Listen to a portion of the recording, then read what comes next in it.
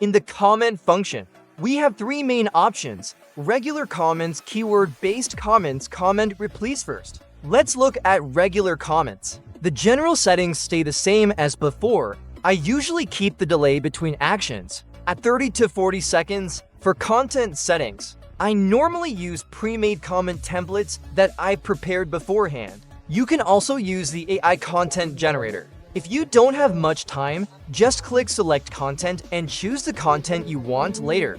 I'll record a full tutorial showing how to create content and how to send it. You can allow content duplication between accounts, between actions, or between different profiles depending on your needs. Next, we have the profile ID, group ID, post ID configuration.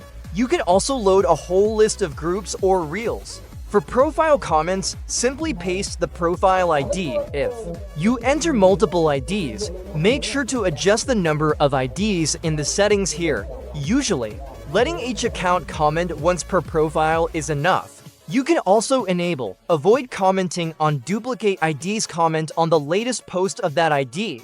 React to the post before or after commenting for groups you already joined. The tool will automatically comment in groups that your accounts are a member of. Everything here works similarly across the options. In the group list section, you can select the specific groups you've already joined. I personally like using this because my comment content is often tailored to certain niches.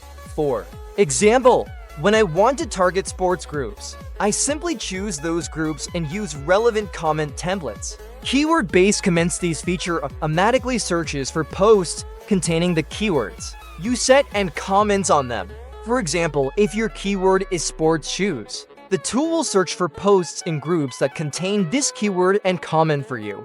There are three matching options: phrase match, exact match, broad match. You can use all three, but I recommend choosing broad match so it can find more related keywords. You can also choose to react to posts before commenting.